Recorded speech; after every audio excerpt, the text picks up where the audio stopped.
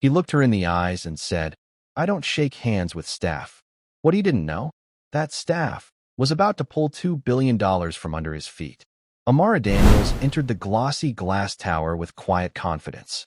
She didn't wear diamonds or designer brands, just a clean gray suit, low heels, and a gold pin on her lapel that only the sharpest eyes would recognize.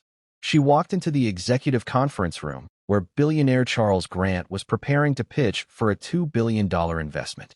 Amara wasn't his assistant, and she wasn't there to take notes.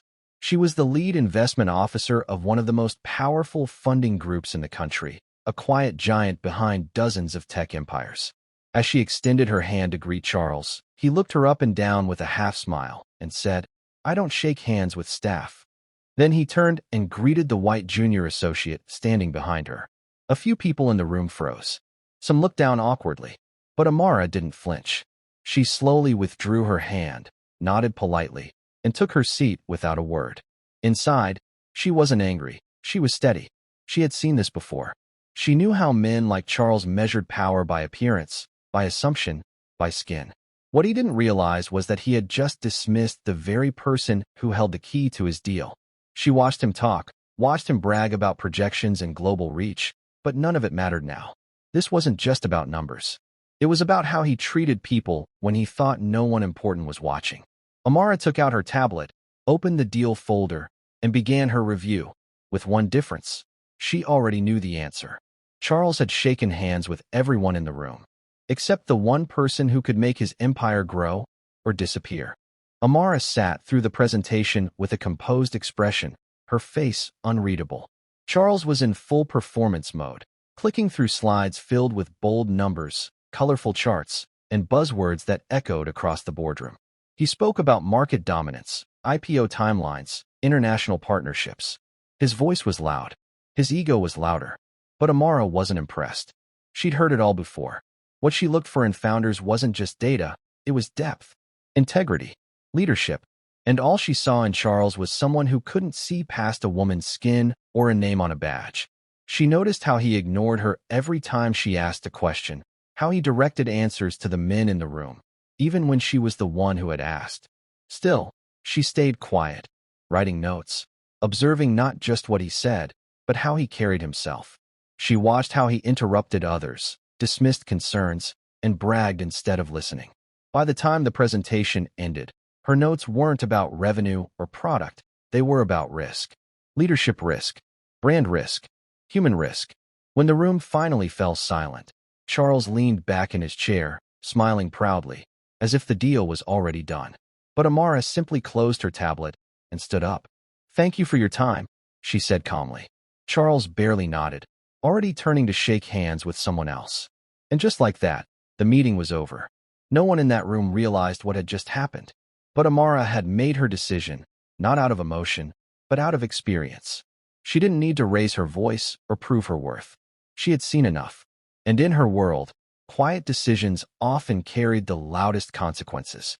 Back at her office, Amara walked into the boardroom where a few senior partners from the fund were waiting. She didn't bring slides or a presentation. She didn't need to. These people trusted her judgment. They always had. She sat down, folded her hands, and spoke clearly. "I've reviewed the pitch. The numbers are solid, but I'm recommending we walk away. It's not the business. It's the leadership." The room went quiet. No one questioned her. They knew Amara didn't make decisions lightly. She explained what she saw, not just arrogance, but a culture built on ego. A man who couldn't respect people unless they looked like him. A tone-deaf leadership style that would be a liability down the line. "If he couldn't recognize who I was in that room, what else is he blind to?" she asked. One by one, the partners nodded. The vote was unanimous. They would pull the deal. $2 billion, gone in a single meeting. Not out of revenge, but out of principle. The official notice went out that same afternoon. Funding declined. Opportunity closed. No further details. No need for drama. Charles didn't even know yet. While he was probably still celebrating, the floor beneath him had already begun to crack. Amara didn't smile, didn't gloat. She just returned to her desk, opened the next file, and kept going. Because this wasn't personal, it was business. But it was also a reminder. In the world Amara worked in, power didn't need to speak loudly. Sometimes it moved quietly, efficiently, with purpose. And by the time people noticed what had happened, it was already too late. Charles had walked past a handshake and lost everything it was holding. Charles didn't find out about the pulled investment until 3 days later. He was boarding a private jet when his assistant handed him the email. It was brief, no explanation, no follow-up, just one cold line. Funding declined. Terms withdrawn. At first, he thought it was a mistake. He called the fund directly, demanded answers, but no one picked up. His emails went unanswered. When he finally reached someone on the phone, all they said was, "The decision is final." That was it. Charles was stunned. The $2 billion deal he had already announced, already counted on, already used to charm future investors, was gone. Word traveled fast. Within days, other investors grew nervous. Competitors smelled weakness. Some insiders started whispering about what had really happened in that boardroom. People began connecting the dots about the woman he had ignored, the one he assumed was staff. Rumors spread that she had made the call, and suddenly, everyone remembered her name, Amara Daniels.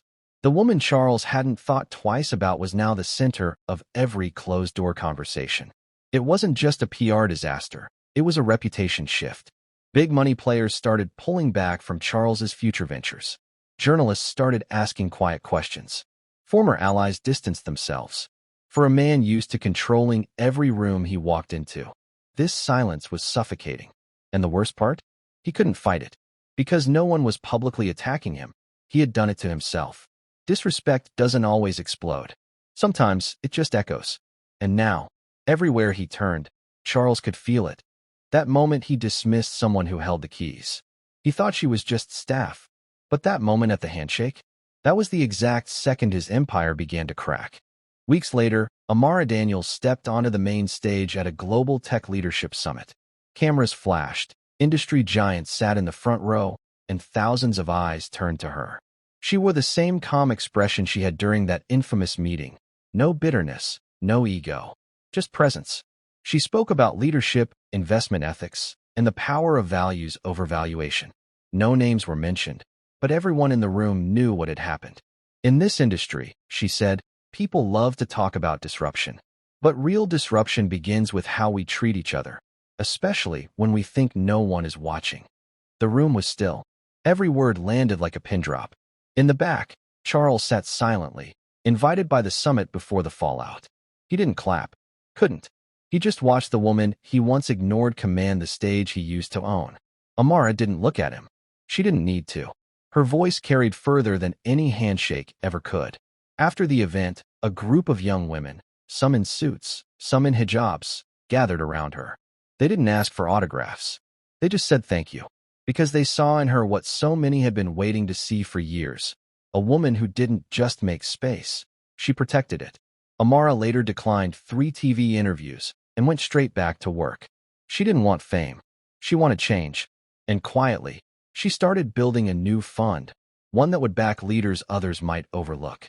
People of color, women, immigrants, dreamers. She knew the world wouldn't change overnight, but it had already begun. Because of one moment, one room, and one decision. When he refused to shake her hand, he thought she was beneath him. But Amara wasn't reaching for his approval. She was offering him a chance, one he never got back. The next morning, the branch opened its doors under new leadership. A fresh-faced interim manager greeted customers warmly, and the staff that remained carried themselves with a mix of relief and renewed purpose. The toxic energy that had once lingered in the air was gone, replaced by a quiet hum of productivity. Angela arrived shortly after opening, this time not as a customer, but as the official regional director overseeing multiple branches. Her heels clicked against the polished floor as every head in the room turned toward her. The few who had disrespected her days earlier were no longer there, replaced by professionals who valued every person who walked through the door. She approached the counter where she had been dismissed, running her hand along the smooth wood. The young teller behind the glass smiled nervously, unaware of the history in this spot. "Good morning, Miss Carter. How can I help you today?" Angela returned the smile. "Just here to make sure everything is running as it should," she said, her tone warm but firm. Customers nearby whispered her name, some recognizing her from the commotion earlier in the week. Before leaving, she addressed the staff, her voice carrying a message that was both a warning and an inspiration. Never underestimate the person standing in front of you. Kindness costs nothing, but arrogance can cost everything. As she stepped outside into the bright morning sun, she paused to watch the steady stream of customers entering the branch. The same building that had once shut its doors on her now operated under her command. With one last glance, Angela walked away, her head high, knowing she hadn't just changed a branch. She'd set an example for the entire company. The door closed behind her, but her impact was only just beginning.